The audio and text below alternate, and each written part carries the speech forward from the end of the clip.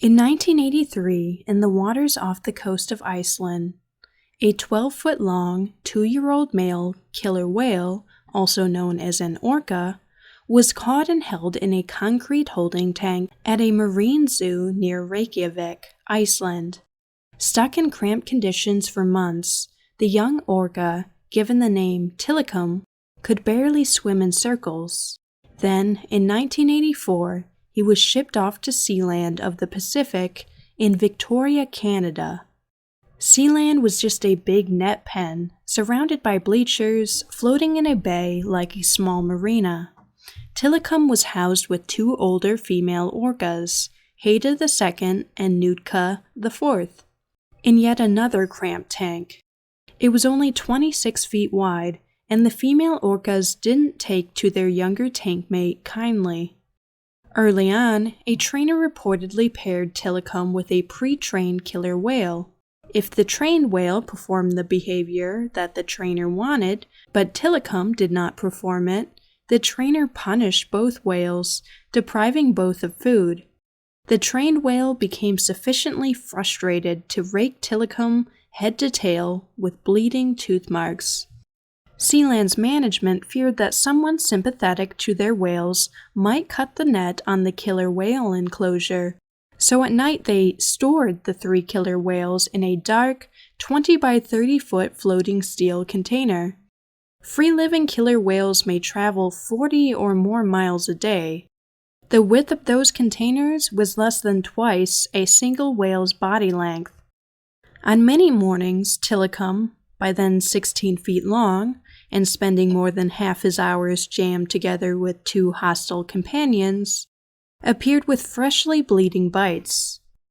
His 2 female tank mates regularly asserted their dominance over Tilikum, raking him with their teeth and physically abusing him.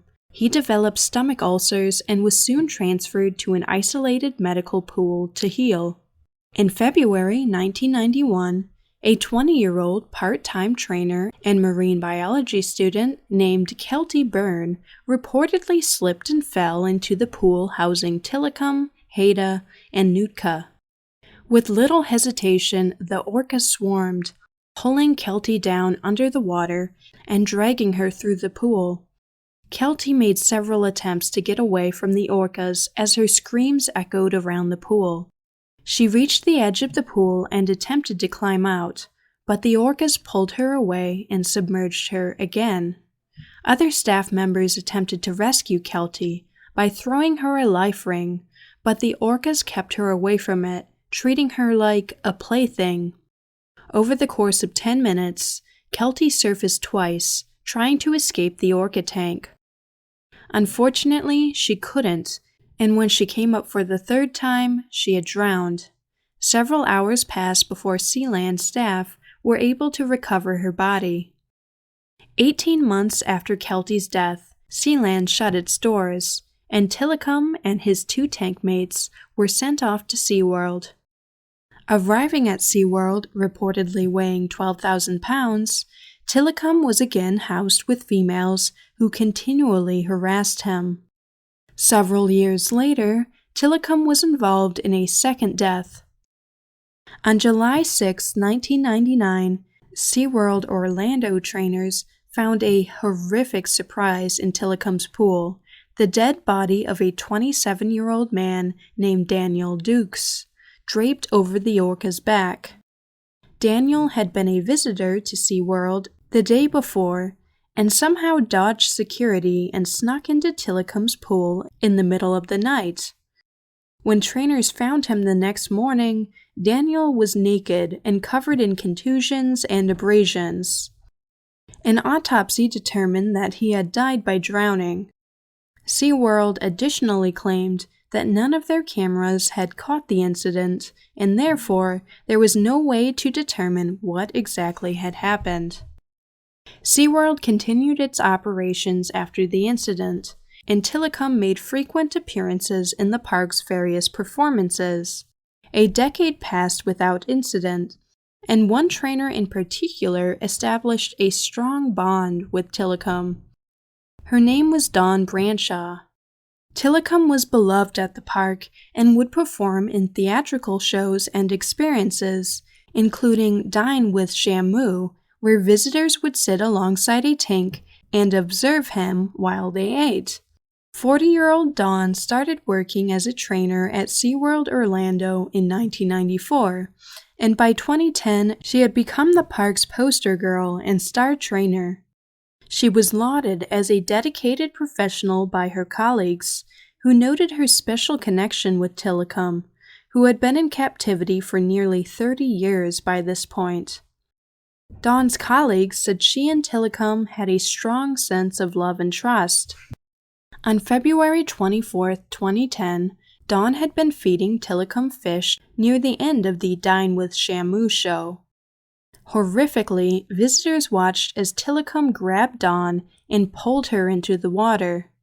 Some initial reports claimed he grabbed her by the ponytail, others that he grabbed her by the shoulder or her left forearm. It wasn't a quick death. As Tilikum dragged Dawn across the pool, her left arm was torn from its socket, her spinal cord was severed, and her ribs and jaw were broken. Her head was gruesomely scalped. SeaWorld employees later found Dawn's hair and skin at the bottom of the pool. For 45 minutes following the attack, Tilikum refused to let go of Dawn's body. Trainers were only able to recover Dawn's body after they lured Tilikum into a medical pool and calmed her down. An autopsy confirmed that Dawn had died from drowning and blunt force trauma.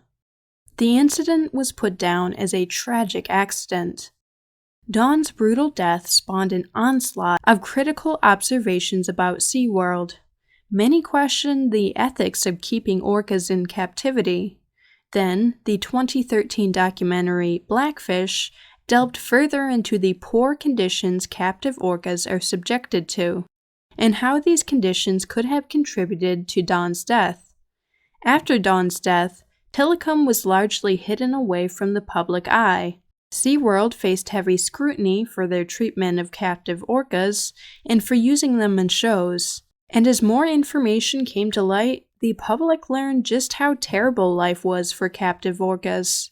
A former SeaWorld trainer, who joined the company in 1987, claimed in a 2018 interview with The Sun that the park's captive killer whales often showed signs of extreme distress. There was a lot of self-mutilation, he said. The whales and dolphins were stressed, and this caused stomach ulcers.